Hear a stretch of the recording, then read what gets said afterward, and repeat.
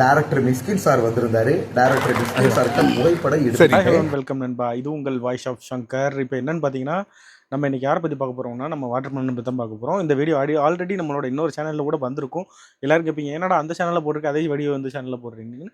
இது கம்ப்ளீட்டாக டிஃப்ரெண்ட்டு. இப்போ ஒரு விஷயங்கள் தெரிய வந்ததுனால அதை வந்து இந்த சேனலில் உங்கள் மூலமாக நான் தெரியப்படுத்துக்கிறேன். அந்த சேனலில் வீடியோ பார்த்தவங்க யாராவது இருந்தீங்கன்னா, நான் அந்த சேனலில் வீடியோ பார்த்தேன்னு மறக்காம கமெண்ட் செக்ஷனில் சொல்லிடுங்க. ஓகே, நம்ம இப்போ என்னன்னு பார்த்தோம்னா, வாட்டர்மெலனோட அராஜகம் வந்து நாளுக்கு நாள் கூடிக்கிட்டே போயிருக்காரு. கூடிய விரைவில் டைரக்டர் மிஸ்கின் சார் படத்துல ஹீரோவா நான் உங்க தமிழ்நாட்டோட நடிப்பு அரக்கன் வாட்டர்மெலன் ஸ்டார் மிஸ்கின் சார் படத்துல என்ன ஹீரோவா பார்க்கலாம். தம்பி அழுகுனோடனே அவன் அழுது கட்டுறான்.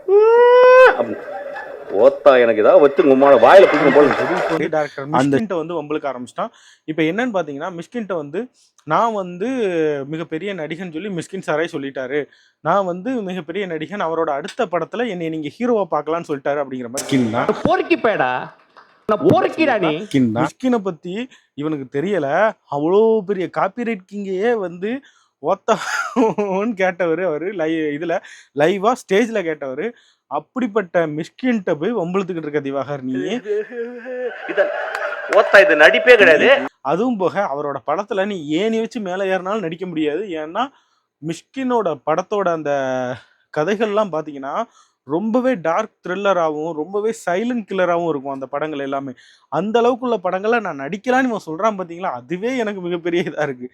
என்னன்னா, ஒரு படத்தில் நான் நடிக்கலான்னு ஒரு கான்ஃபிடென்ட் இருக்கலாம், ஓவர் கான்ஃபிடென்ட் இருக்கக்கூடாது. இவனுக்கு இருக்கிறது ஓவர் கான்ஃபிடென்ட்.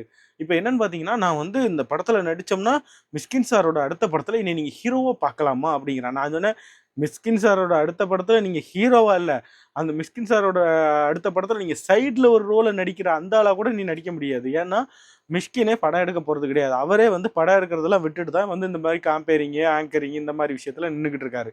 ஒரு படத்துக்கு ப்ரொமோஷன் இந்த மாதிரி போய்கிட்டு இருக்காப்புல. மிஸ்கினை பொறுத்தவரை ஒரு விஷயம் இருக்குது, கல்லையும் செதுக்கக்கூடிய நபர். போனால் என்ன அடிச்சு செதுக்குவார். ஆனால் இவன் சேர மாட்டான். இவன் இன்டர்வியூலேயே வந்து ஏதாவது ஒன்று சொன்னாங்கன்னு எதிர்த்து ஓடுற கேரக்டரு.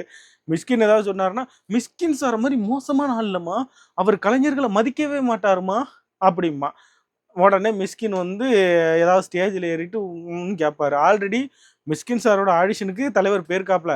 அங்கே தான் வந்து சார் வந்து அந்த விஷயத்த வந்து ஒரு ஸ்டேஜ்லேயே சொல்லியிருப்பாரு. டேய் நடிடா அப்படின்னு சொல்லவும் தம்பி அழுகுனோடனே அவன் அழுது கட்டுறான். ஓத்தா எனக்கு ஏதாவது வச்சு உங்களோட வாயில பிடிக்கும் போல இந்த மாதிரி உம்முன்னு ஒரு ஆக்டிங் அப்படின்னா எனக்கு வாயில உம்முன்னு வருது அப்படிங்கிற மாதிரி சொல்லியிருப்பாப்ல. அந்த வீடியோ கூட நான் ஆட் பண்ணியிருப்பேன், நீங்கள் பார்த்துருப்பீங்க. இப்போ என்னன்னு பார்த்தீங்கன்னா, மிஸ்கின் வந்து இந்த மாதிரி விஷயங்களை சொல்லவே இல்லை.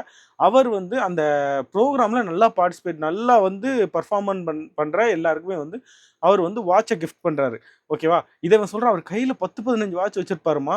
நல்லா பாடுற நல்லா இருக்கிற எல்லாருக்குமே வந்து அவர் வாட்சை கிஃப்ட் பண்ணுறாரு. ஒவ்வொரு வாட்சா கையில் இருக்கிறத கிட்டத்தட்ட எந்த ப்ரோக்ராம் போனாலும் ஒரு 10 வாட்ச் கையில் வச்சிருப்பாருமா.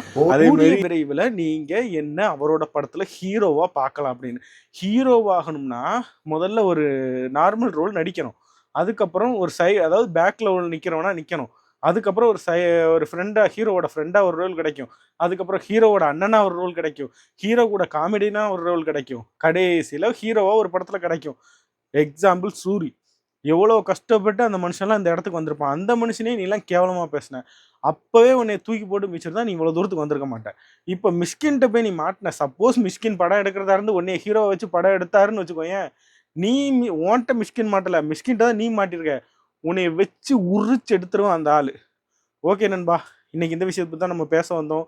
ஆல்ரெடி மிஸ்கின் வந்து ஒரு ஸ்டேஜில் வந்து இவனை திட்டிருந்தாரு. அந்த வீடியோவை நம்ம உள்ள லிங்க் பண்ணியிருப்போம், பார்த்துருங்க. மறக்காமல் இதை பற்றி உங்களோட ஒப்பீனியன் என்ன. இவனை திட்டனாலும் கமெண்ட் செக்ஷன் இருக்குது, எவ்வளோ வேணாலும் கேவலமாக திட்டிக்கோங்க, நான் கமெண்ட்டை ஹைட் பண்ண மாட்டேன். நன்றி.